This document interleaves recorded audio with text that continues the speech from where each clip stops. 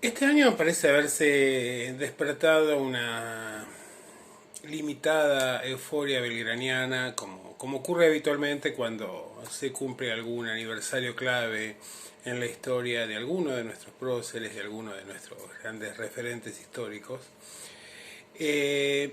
y en realidad siempre aparece esta pregunta, esta reflexión sobre la justicia o sobre la injusticia con que nuestra historia ha premiado a algunos de los integrantes de este panteón nacional. Por cierto, la historia oficial de Bartolomé Mitre ha sido muy injusta con Belgrano. Tal vez no le ha perdonado el hecho de no haber sido instrumental a ese proyecto porteñista, agroexportador, dependiente, que han sostenido otros personajes de todo el entorno rivadaviano durante sus años de actuación. Y en general siempre se lo ha presentado a Belgrano como un personaje débil, ¿no? Como un personaje endeble que siempre ha quedado a mitad camino y por contraposiciones. Respecto de cuáles fueron las grandes figuras dominantes. De un lado, por el hecho de que muchas de sus iniciativas fueron censuradas o vetadas, como era el caso de la jura de la bandera y la reacción que se tuvo respecto de impugnar esta decisión, por los procesos que debió afrontar a partir de alguna de sus derrotas militares, o por contraposición en términos de su propia acción en el campo de batalla con la figura de un San Martín dominante y excluyente, seguramente, en el marco de las luchas por la independencia.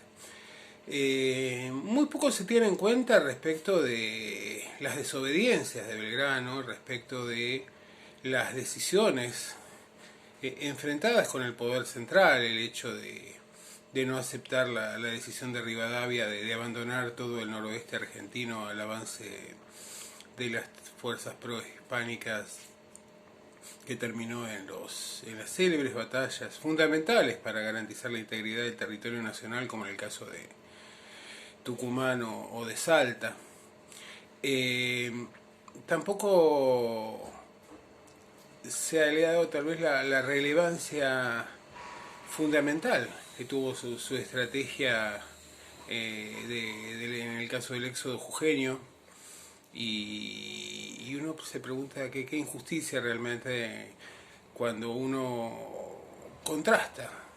con la valoración que se hizo, por ejemplo, de esa lógica de tierra arrasada que lleva adelante el imperio ruso para quebrar el avance y finalmente acelerar el proceso de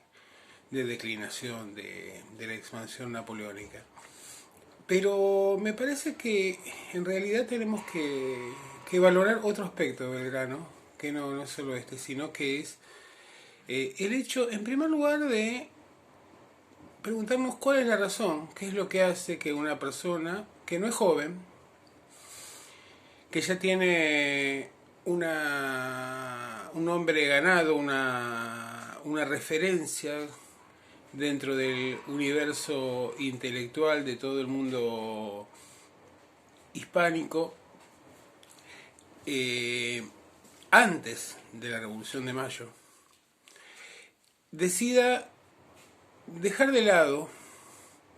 la comodidad que le daba una situación económica, un reconocimiento a ambos lados del Atlántico, un papel significativo en lo que tiene que ver con la administración del virreinato del Río de la Plata, y que haya decidido de alguna manera arriesgar esa situación de comodidad para ponerse a la cabeza de una iniciativa que pocos se animaron a afrontar, ¿no? Porque en realidad que un intelectual que ya no es joven decida ponerse a la cabeza de las armas como para tratar ampliar el horizonte de la Revolución de Mayo y extenderlo por todo el litoral y luego por toda la zona del noroeste argentino, eh, exige una gran dosis de patriotismo y también una gran dosis de convicción respecto de cuáles son los objetivos y cuál es la función que uno pretende asignarse dentro de su vida. Y aquí es donde me parece que es fundamental ver esto, ¿no? Belgrano era un gran curioso, alguien que se garantizaba por su inquietud, por su disconformidad, por su afán de innovación. Y lo vemos desde un primer momento, lo vemos en cuanto a las reformas que propone dentro ya de la administración colonial para agilizar el comercio, para permitir una diversificación de la economía. Lo vemos en este Belgrano que propone la importación de máquinas de vapor a los fines de máquinas de vapor que en aquel momento en realidad eran un bien y un elemento de producción que estaba limitado poco más que a Gran Bretaña y algunos lugares en el norte de Europa. Y sin embargo, Belgrano imagina una Argentina, o un Río de la Plata, pero un Río de la Plata que no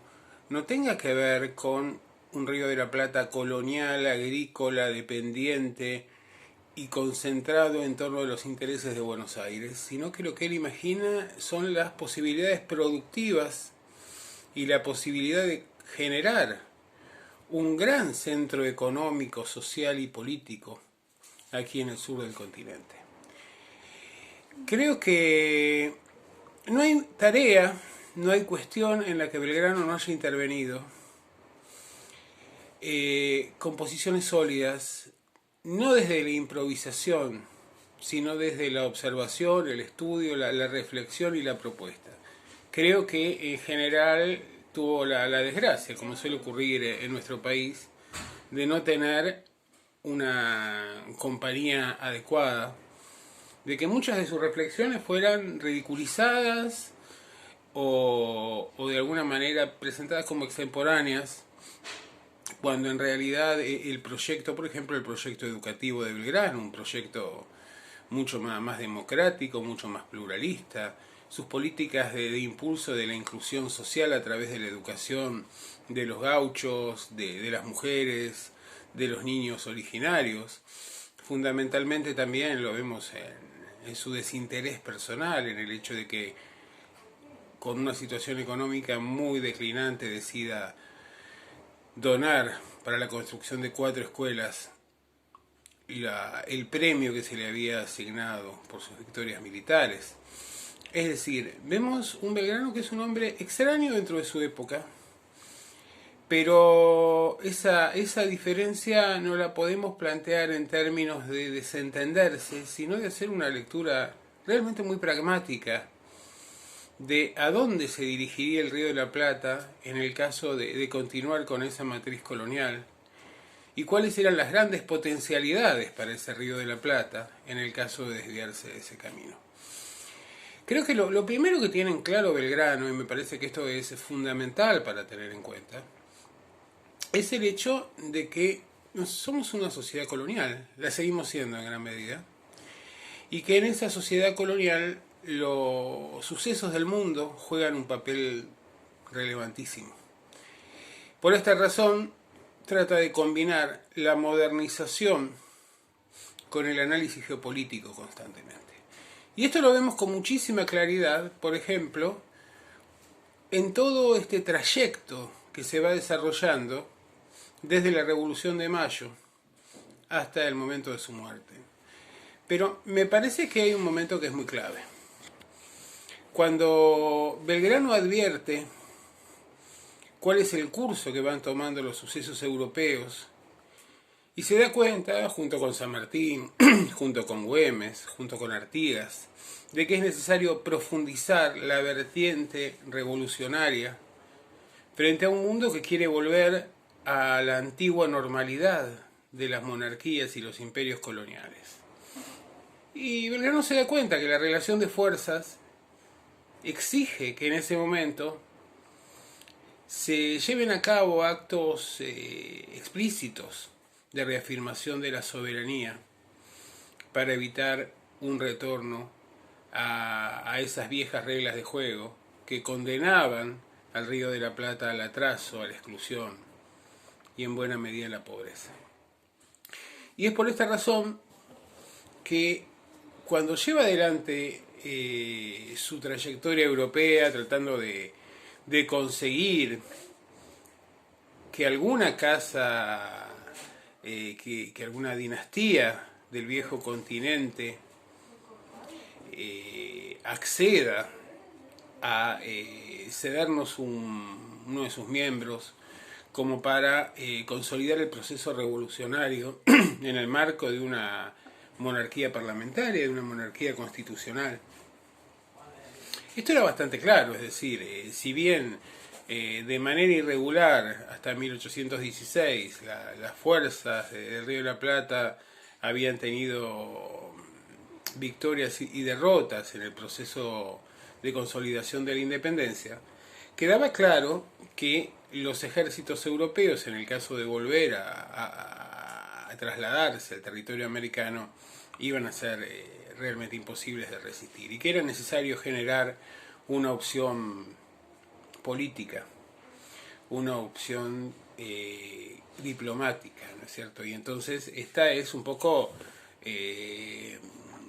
la verdad aceptada por todos. Por esto el envío de Belgrano, de Serratea, de Rivadavia, tratando de conseguir algún príncipe europeo que para que alguna de esas monarquías le diera su blindaje a esta nación naciente. Cuando Belgrano llega, pocos días antes de iniciarse el Congreso de Tucumán, trae las novedades, y las novedades son que el mundo europeo está volviendo a la antigua normalidad, pero que en realidad vuelve con algunos cambios, ya que la Revolución Francesa no pasó en vano y que las monarquías parlamentarias son el nuevo modelo que va instalándose progresivamente a lo largo del continente. Y es por esta razón entonces que él plantea, bueno, efectivamente no tenemos o no hemos conseguido el apoyo de ninguna de ellas, ya que de alguna manera han generado un frente conjunto para proteger sus intereses y por esta razón nadie quiere confrontar con Fernando VII y los derechos dinásticos de los Borbones españoles. Y por eso propone la solución de un inca, ¿no? Como monarca, de una monarquía constitucional, con un inca que reine pero no gobierne, y que efectivamente esto se debe a que en el territorio americano existían dos dinastías que tenían una legitimidad induditable. Una era la borbónica, otra era la incaica. Con la borbónica implicaría un retorno a las viejas condiciones de dominación. En el caso de la incaica, lo que se podría hacer era tratar de aplicar ese prestigio para tratar de consolidar un amplio escenario territorial que permitiera reconstruir la integridad del antiguo virreinato dentro de un proyecto soberano. Su propuesta es realmente mal vista por casi todos, ¿no? Hasta el propio Dorrego va a decir, nos quiere poner de monarca un indio de patas sucias. La mayoría de una aristocracia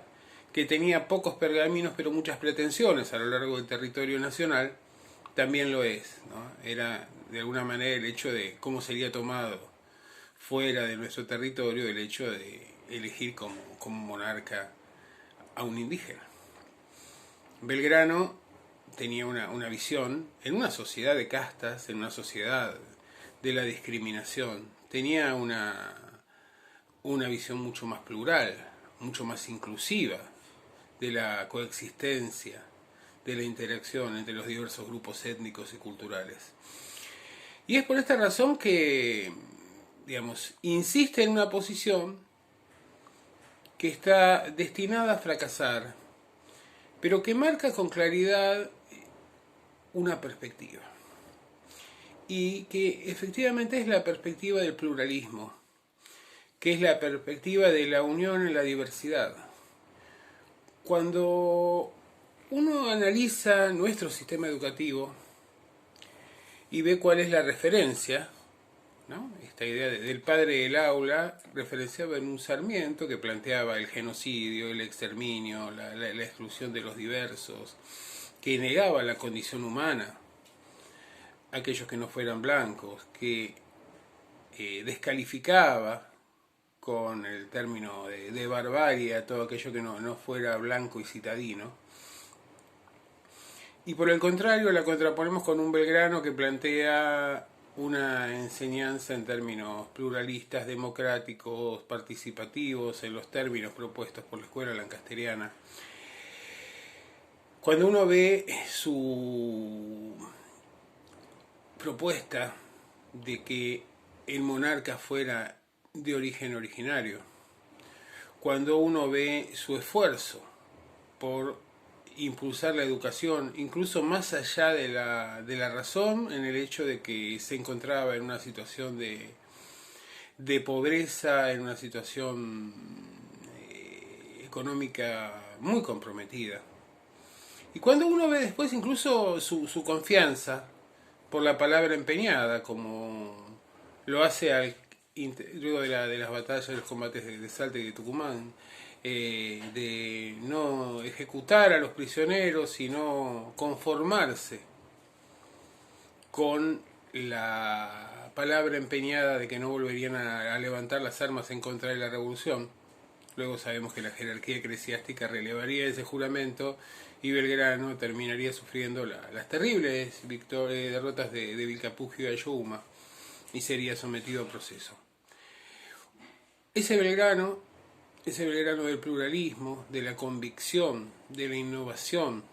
de la transformación permanente, ese Belgrano de la inquietud, es un Belgrano que deberíamos revalorizar mucho más de lo que lo hacemos. Porque en realidad ese Belgrano es el que define un modelo, una convicción, un contrato democrático y pluralista de sociedad. Y yo creo que es muy importante que tengamos en cuenta esto, que es el hecho de que Belgrano tuvo que actuar como lo tenemos que hacer casi habitualmente, en el marco de la intolerancia, en el marco de aquellos que pretendían obtener beneficios de las divisiones, de la exclusión, de la concentración, de la riqueza, de la concentración de las jerarquías y de la exclusión de las grandes mayorías populares. Y en este sentido, me parece que para la construcción de una nueva normalidad es muy importante que repasemos nuestros paradigmas y nuestro panteón. Y efectivamente, en ese panteón,